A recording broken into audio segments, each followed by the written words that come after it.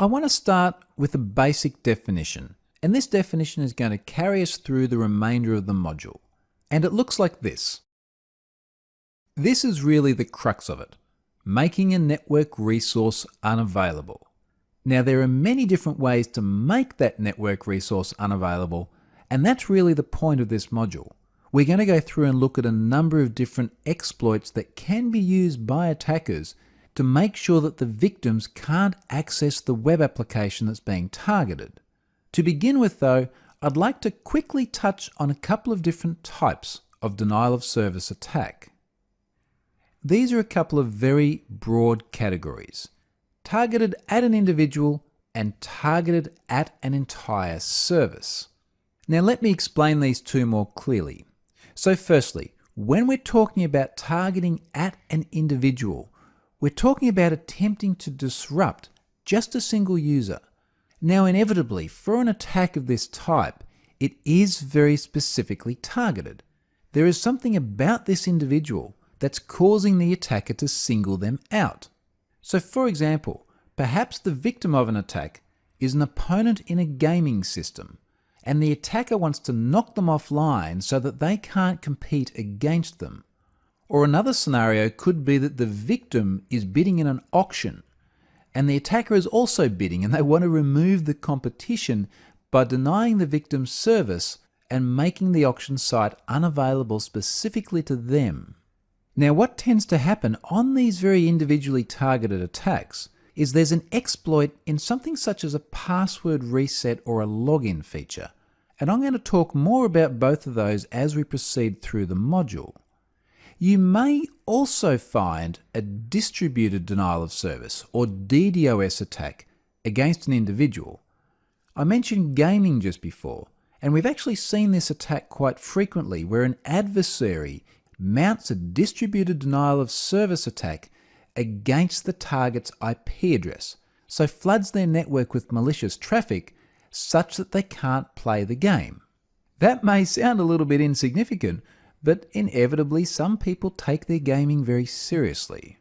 Now moving on to the attacks that target an entire service.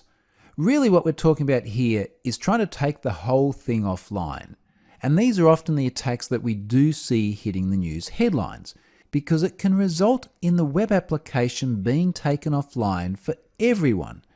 This is not about trying to knock one person offline or deny access to a service just for one person. It's often about causing maximum impact, making everything unavailable to everyone.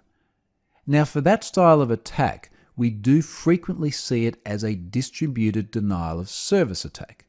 And I'm going to talk about a couple of different ways that DDoS attacks can be mounted. One of those ways that we'll look at more closely a little bit later on is using a dedicated DDoS service to take the web application offline. And yes, such a thing does exist. DDoS as a service. I'm going to give you a couple of examples of that later on in this module. For now though, let's move on and take a look at a specific example of locking one individual out of a web application and denying them service. I want to do a quick demo of how poorly designed password reset feature can be used to deny service to a victim. We're on the login page, but I am going to jump over to the Forgot Your Password page. And up here, I'm going to enter my email address. Now keep in mind that anybody can go to a password reset page and enter anybody's email address. This is not an authenticated action, and indeed the whole premise of being here is that you can't authenticate. You've forgotten your password. Let's have a look though at what happens when I begin the reset process. Your password has now been reset. So that's it. It's changed. I can no longer log on with the old one. Now, yes, I will get a new password in the mail, but as it stands right now, until that email comes, there's nothing I can do. I can't get into the system. Not only that, but until I check my email, I've got no idea that somebody else has already changed my password for me. Now you do sometimes see this, it's not that uncommon, and it's a real flaw in the implementation because it allows you to lock someone else out. Now yes, I could go to my email, get the new password and log back in, but what if the attacker kept hitting this? So what if the attacker continued to reset my password? In fact, with no anti-automation such as a captcha, this would be very easy to automate. They just keep sending an HTTP request to this resource and sending my email in the request body. Keep that on a loop and I'm permanently locked out of my account. So how should this feature work? Well, it's very simple. Let me show you. That's it. Never lock it out immediately. You've always got to send an email with a reset link. Now it has to be a sufficiently random reset link. And there are nuances around things like having a time-limited nonce in that link. I talk about that in detail in the Secure Account Management Fundamentals course. But this is really the crux of avoiding the denial of service attack. If you don't lock the account out, an attacker can't keep the legitimate owner of the account out. And that's really, really important if you don't want to have one of these individually targeted denial of service risks in your application. So that's one way of denying service on an individual level. Let's go and take a look at another way. Conventional wisdom says that multiple simultaneous attempts to log into a web application that fail should result in a message somewhat like this. Often the guidance is to simply lock the account out. You've tried to log in too many times, make the account unavailable. But think about this in the context of a denial of service attack. If I know someone's username, all I've got to do is send 5 incorrect passwords, just make them up, and submit those to that login page, and the user's locked out. They can now no longer log back in. I have denied them service. And as I just mentioned with exploiting the password reset, you could always automate this too. So as an attacker, you could keep sending invalid credentials to the login resource. And then even if the account gets unlocked, they just get locked out again. So whilst you don't want to have completely unbridled access to keep trying to brute force an account, you've also got to be conscious of the fact that it can be used to deny that user service. Now, of course, this then begs the question, how should you handle multiple failed attempts to log in? Let's have a look at some ways.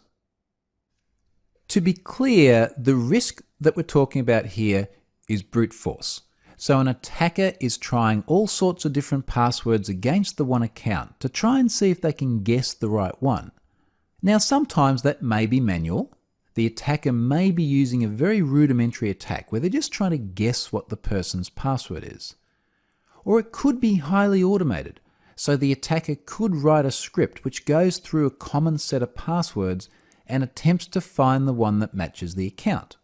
In both cases, though, there are less invasive ways of defending against the risk. So one is to slow the rate of login attempts. So as there are consecutive failed attempts, the rate at which the attacker can attempt new passwords on decreases. That doesn't lock the legitimate user out for any long period of time, but it does enormously decrease the effectiveness of the attacker. Another option is to allow them to unlock the account via email. And for all intents and purposes, this becomes logging in via email. So that is, an email is sent to the account owner and they're then invited to click a link, provide their credentials, and log in. That verifies that only the legitimate owner of that email address can use the link to log in. And it also keeps an external attacker away from continually trying username and password pairs. You still have the risk that the legitimate owner could go to the website and not be able to log in, but at least now there's a side channel, that is sending an email, which helps them get around that problem. There are also ways of verifying identity via other independent channels. So for example, SMS or phone. Hey, you've tried to log in too many times and failed. We've just sent you an SMS with a one-time password that you can use to log back in. Of course, that then requires other processes in place, not least of which is that you've got to know the person's number, and you really need to verify it as well. Certainly, if you're going to implement any sort of lockout, you are going to need a mechanism for unlocking. One thing you do want to be a bit cautious of is trying to lock out via other attributes. So for example, trying to lock out via IP address. A good example of where that doesn't work is in 2014, GitHub got hit with an enormous denial of service attack. And what they found was 40,000 unique IP addresses attempting to log on not to the one account, but to a whole variety of different accounts, and at a slow rate, so they weren't just sitting there hammering the one account, they were rotating through them all.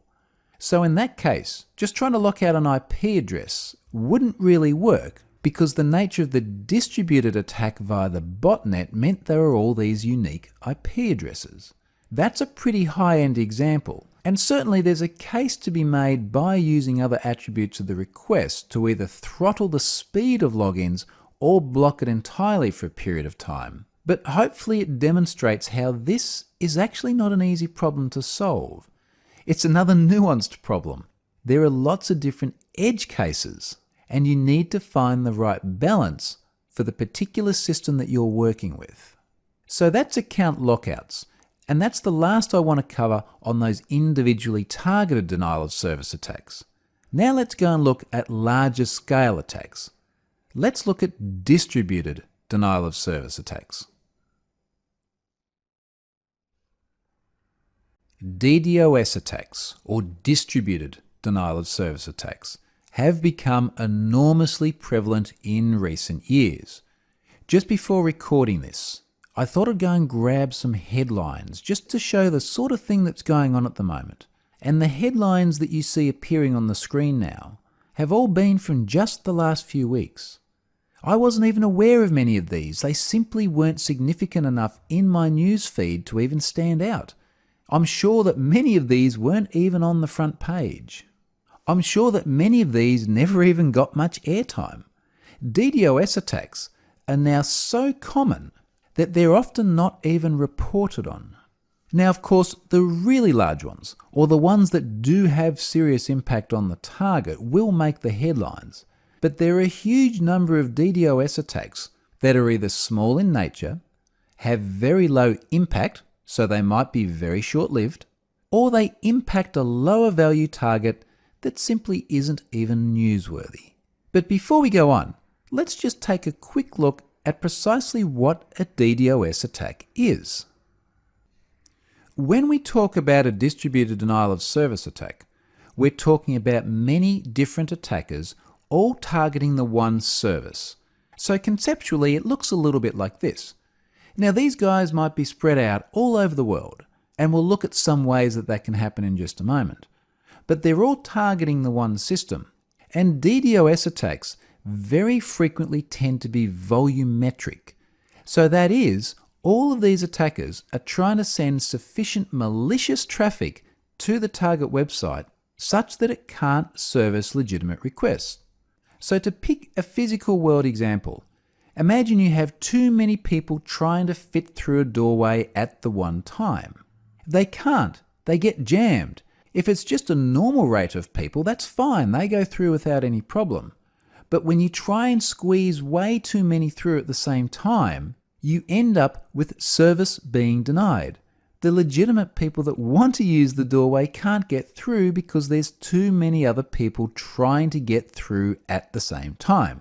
And in very simplistic terms, that tends to be what happens in a DDoS attack. Get enough people trying to jam packets through to a web server at the same time, and it's going to struggle to handle the legitimate ones. These attacks also often tend to be globally distributed. They come from all over the world, and that's one of the things that can actually make them extremely difficult to defend against. If those attacks originate from foreign countries, tracking down the perpetrators and indeed stopping the attacks can be extremely difficult. I'd like to show you a fantastic visualization of what a DDoS attack looks like. And in fact, what I want to show you is what DDoS attacks that are occurring right now look like. Let's go and take a look.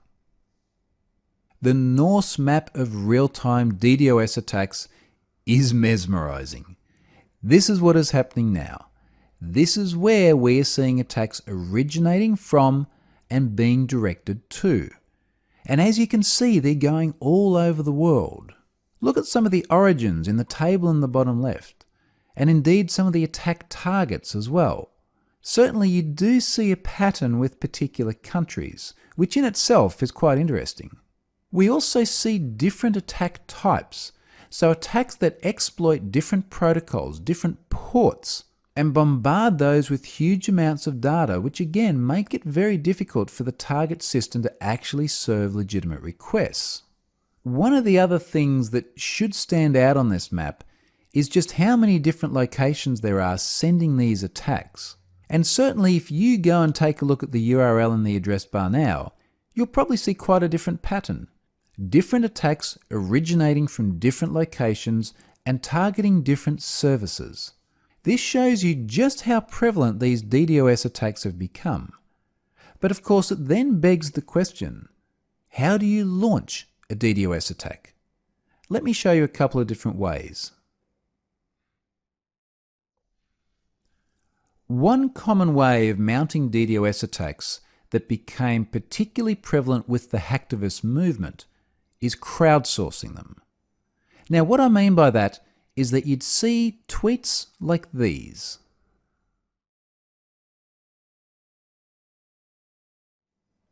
And then some instructions on where to fire your lasers at. These tend to be calls to arms for hacktivists to join together and target a particular web application in what amounts to a distributed denial of service attack. So in this case, you've got a collection of individuals, inevitably spread out across the world, all targeting the one web application. Now, if you get enough of these individuals making enough requests, then it's possible to take that targeted website offline. Now, there are a lot of variables in terms of what is enough traffic to take it offline, and we'll talk about those a little bit more later on. But certainly if messages like this can coerce enough people, possibly thousands of people, to simultaneously bombard a website with malicious traffic, then it could indeed take it offline. We've seen attacks like this be successful against the likes of PayPal in the past, so certainly they do have a track record of causing outages. Now another thing that you may notice in many of these tweets here are the letters LOIC or LOIC, and LOIC is a favourite of hacktivists. I want to show you what LOIC looks like and how it works, so let's go and take a look at that now. This is the Low Orbit Ion Cannon, otherwise known as LOIC. So this is the tool that we kept seeing featured in those tweets earlier on. And again, it's a favourite of hacktivists because it's freely available software, they run up on their machine and simply target a website. You get enough people running LOIC together and targeting the same website, and it may be taken down as part of a distributed denial of service attack. Now LOIC is an extremely basic tool. We simply enter a URL, so let's pick our sample vulnerable website, and then lock on. Now when we lock on, it resolves the domain to an IP address. There are a few other options that can be defined here as well in terms of how the attack packets are formed and then the destination they're sent to. For example, the port, which will default to port 80 because that's what HTTP runs over by default. We'll choose a method, TCP, UDP, or HTTP. We'll go with HTTP for the moment. And then other attributes such as how many threads to run and then what speed you'd like the process to run at. I'm going to leave everything else where it is at the moment. And this exercise is not so much to teach you how to mount a DDoS attack using LOIC, because as an individual you can't mount a DDoS attack. You need other people as well, otherwise it is not distributed. And the fact that it is not distributed is really not going to make it a denial of service attack either, because one individual just using LOIC is not going to be enough to take any website offline. But that said, let's hit I'm a charging my laser and start Loik targeting our website. Now, as we can see in the attack status down the bottom, it's simply going through, making connections, and issuing requests. That's all that's happening. Now, depending on the nature of the website, TCP or UDP packets may be a more impactful denial of service attack. And certainly some of the operations we've seen hacktivists running have provided explicit instructions on tailoring Loik to launch an attack in a customized way so that it does result in maximum carnage. The main thing to take away from this, though, is just how easy it is to run this software. So you can see how hacktivists, who are frequently kids, get involved in these DOS attacks, because this is all it takes. Fire up Loik, put in a URL, and start the attack. If you're the one orchestrating these attacks, so long as you can get enough people to run Loik and repeat this process, you may well actually be able to take the target website offline. And again, there is a history of this style of attack actually being quite effective. But it is also very rudimentary. It's a simple tool and it requires crowdsourcing. DDoS has moved beyond that. In fact, DDoS is now frequently available as a service. Let's go and take a look at what I mean. DDoS as a service. Many different services like the one you see here have appeared in recent years, and the concept is not complex. All they need is enough machines targeting the one web application, and they may well be able to knock it offline. Now, they could obtain those machines through a botnet, so that would be a collection of infected, legitimate PCs that are now under the control of a botmaster, or in some cases they'll even use cloud-based services in order to distribute out enough clients to generate traffic that takes that target down. Now, you'll also see two other terms used on the website here, stressor and booter. And both of these are really the same thing. They're distributed denial of service as a service. They may be promoted as stress testing tools, but these are not designed for performance testing your own applications in any sort of a legitimate way. There are very good legitimate services that actually do that, and they do that ethically. But these services are expressly designed to take other people's systems offline. They're easily available for anyone who can create an account and pay for the service, and often it will use a cryptocurrency or other means of payment that are difficult to trace, and they can be enormously effective. Certainly they can be very cheap, which is part of the reason why they have become so prevalent. Now, an example like this may also look pretty basic as well, not exactly professional, and certainly that is often the case. But we're also seeing DDoS evolve. We're seeing it turn into a more professionally managed service. Let me give you an example of that.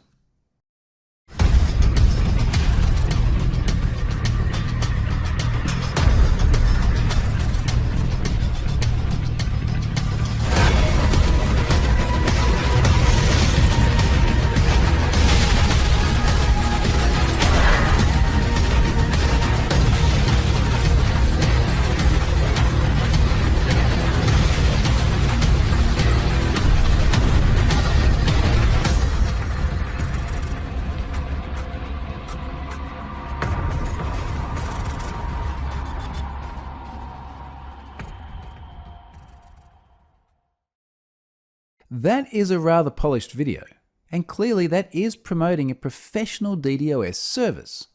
Now, this particular one has been taken offline, but in its place many others have emerged, and increasingly they are run like professional businesses, because there can be big business in running a service that allows you to take other web assets offline. Competitors' web apps, for example. And we've seen documented cases where that has been effectively corporate espionage.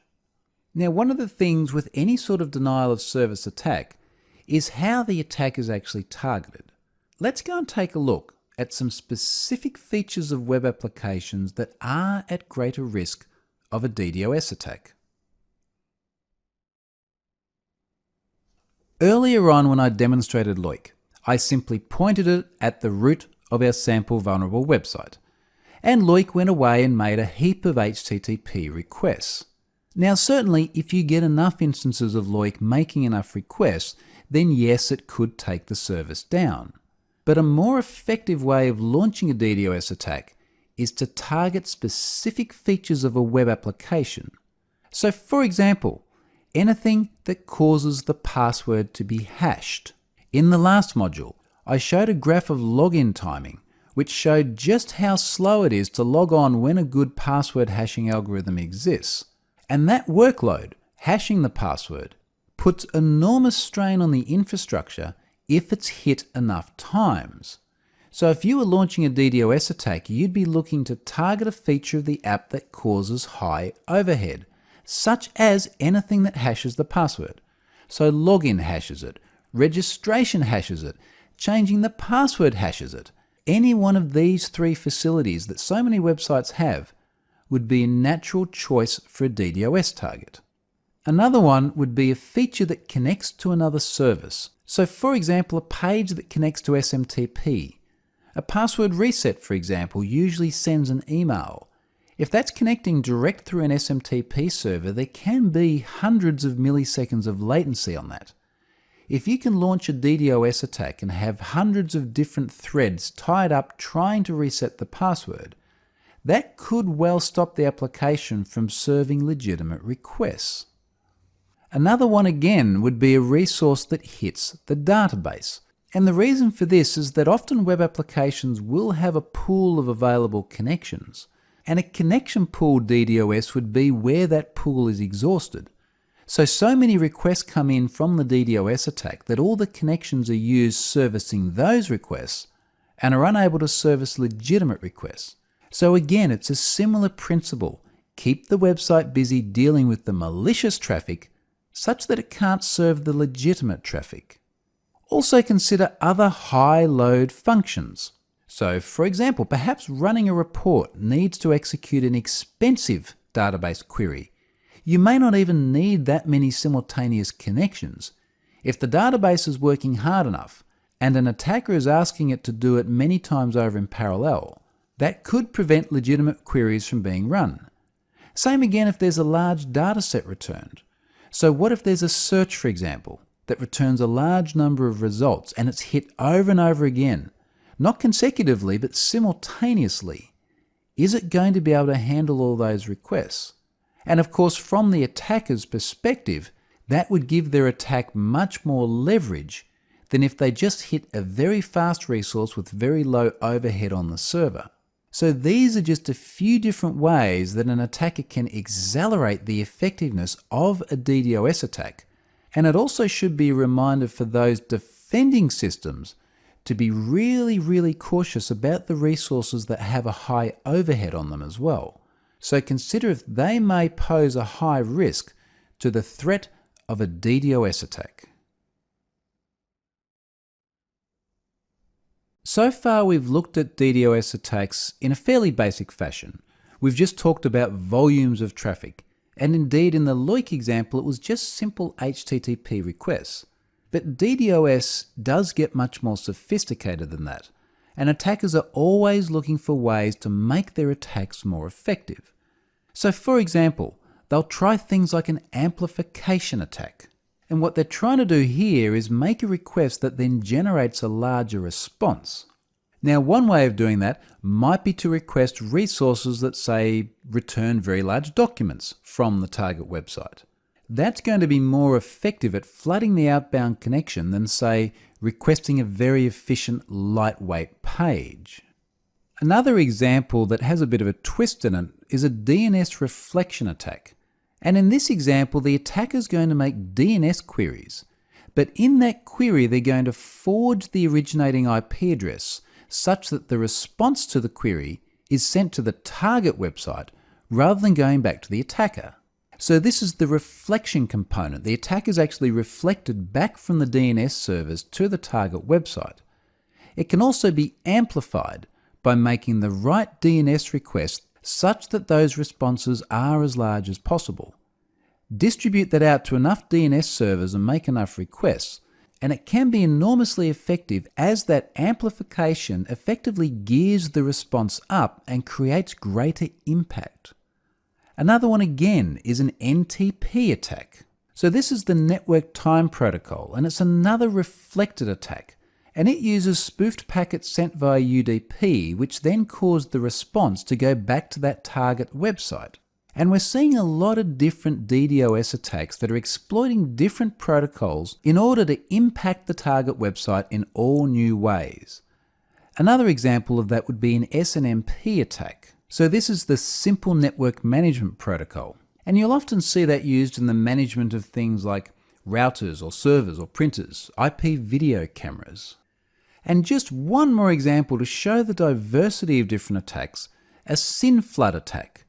Now, I talked a lot about SYN packets in the TCP connection in my ethical hacking session hijacking course. And this now becomes an attack at the TCP layer. So it's a different attack again, targeting a different protocol. And it just goes to show how diverse these attacks are. This is just a small sample. There are many, many different types of DDoS attack beyond these 5 here. The point I want to make though is how diverse DDoS attacks are. Not just in terms of where they originate from or what the tools are, but indeed how they're constructed and what sort of protocol it uses. And this is in part why they remain so prevalent, because they keep evolving. Now, all that then begs the question, how do we mitigate against the risk of a DDoS attack? So how can you protect an application when there could be literally thousands of machines out there targeting your web app, and you have to somehow keep that malicious traffic out and still serve the legitimate traffic? Let's look at a few ways now. Defending against DDoS attacks can be enormously tricky, and particularly as those DDoS attacks not only get larger, and certainly we are seeing them get much larger over time, but also get more sophisticated. Well, one option, and this is very much the traditional approach, is perimeter defenses. So network infrastructure that sits in front of the target web application that's designed to keep malicious packets out and good packets in. Certainly there is a place for that, but it's difficult to stay on top of continually evolving attacks that are exploiting all new ways of sending huge volumes of traffic to the target web application. These devices can certainly be expensive as well. Network infrastructure designed to deal with large volumes of traffic can carry a pretty hefty price tag. An alternative to that is DDoS mitigation as a service. And I'm going to give you an example of that on the next slide. But this is where you get DDoS mitigation as you'd get in a traditional perimeter defense model, but somebody else provides it, and they provide it as a managed service that sits in front of the web application. We'll take a look at that a bit more closely in just a moment. Of course, another option is simply blocking incoming sources of traffic. Now that's partly what the previous 2 points do. They'll certainly a point where they'll simply block the traffic from particular origins. But it's also difficult, particularly in a distributed denial of service attack, to identify which are the legitimate hosts and which are the malicious hosts. Basing it on, say, IP address is difficult, particularly when it could be spread out over thousands of different machines. The smarter DDoS defense implementations do start to look at pattern-based behavior. So what does good traffic look like? And then consequently, if the traffic doesn't comply to that, might it be bad traffic? It obviously gets more sophisticated, but it also gets much more effective. Then there's the old adage of beat it with bandwidth. If your bandwidth is big enough, it may be that you can simply weather the storm of a DDoS attack. Yes, it's a huge volume of traffic coming in, but you've got the bandwidth to support it. If the attackers aren't able to have an impact on the service, eventually they'll give up and move on to something else. That can be a bit of an arms race though, as the defender keeps adding capacity, and at the same time the attackers get smarter and increase the volume of the attacks. Certainly that should be part of the strategy, and that does give you a good buffer, gives you some insurance against when these attacks come in, but it has to be part of a broader strategy. And one other final point on this. We've seen many examples where the DDoS is a diversion technique. Now, what I mean by that is that whilst engineers are busy trying to respond to a DDoS attack, the attackers are mounting the actual attack that they wanted to mount. Perhaps it's a SQL injection attack where they're exfiltrating data from the website. Or maybe they've managed to get RDP sessions in behind the firewall. Again, there are many precedents of this. We've seen multiple occasions where alongside a DDoS attack, there's actually been an attack that does actually access sensitive data. And let me also be clear about this. DDoS attacks don't typically impact the integrity of the system. So they don't cause data to be leaked, they don't circumvent access controls, they don't do any of the other things that we've seen throughout this course. They simply make the service unavailable to other people. Now, I mentioned DDoS mitigation as a service. Let me give you an example of that. I want to talk briefly about the CloudFlare model. And I'm talking about CloudFlare because I have another course on Pluralsight called Getting Started with CloudFlare Security. And it's all about how you can get their service set up as a protection for your web application. Now, here's the way CloudFlare describe their service. Most of the time, a web application is naked. And what they mean by that is that all these three sources of requests, so visitors, crawlers and bots, and attackers, are going direct to the site. The site has no defense in front of it, therefore it is naked. Now, what the CloudFlare model does is it routes all of the traffic through their infrastructure. And by doing that, they can let through the crawlers and bots because you do still want search engines to crawl and index your site, but then they can block the attackers. And the really neat thing about the CloudFlare model is that because they protect such a significant portion of the internet, they're one of the world's largest web assets, they can build up a very comprehensive profile of what malicious traffic looks like. Now, that malicious traffic may not be going to your site now, but they can observe it on other sites. And if it does come to your site in the future, then they can block it appropriately. They also make this model available for free. There are commercial offerings that give you more features, but you can wrap CloudFlare around a web application and get DDoS defense straight out of the box in mere minutes without spending a cent. When you do move up the pricing tiers, particularly as you start to protect larger and larger assets, the ability to delegate DDoS protection to a provider like CloudFlare, rather than standing up that dedicated infrastructure and handling attacks yourself, can be very attractive to organizations. So that's a bunch of different ways of defending against DDoS attacks. That brings us to the end of this module. Let's go and take a look at the summary. Let's summarize the module. And one thing that should now be clear is the many different flavors of DOS. So I talked about targeting individuals, targeting entire applications, crowdsourcing distributed denial of service attacks, DDoS as a service. There are lots of different ways to ultimately deny people the ability to use a system in the way it was designed. Now, there are times when the design of specific features in that application can make a denial of service attack that much easier. So for example, resetting passwords immediately when anybody begins the reset process, or locking someone out after multiple simultaneous failed attempts on the login. Both of those features can easily be exploited to deny a legitimate user access to the service. Then, of course, we see entire systems being at risk of distributed denial of service attacks.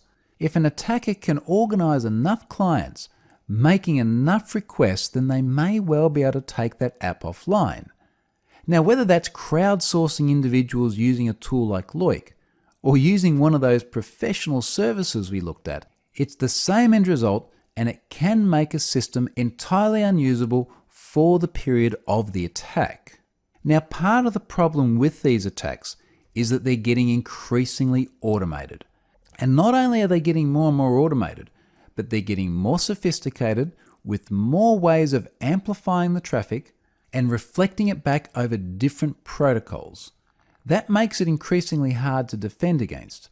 and it's causing those who protect web apps to not only have to spend a lot of money on infrastructure and services to protect them, but to increasingly refine the applications themselves so that they're less susceptible to a DDoS attack. So focusing on some of those particular application features I mentioned, things like the login, or features that send an email or perform database queries, tuning those to be resilient to DDoS attacks can be quite tricky.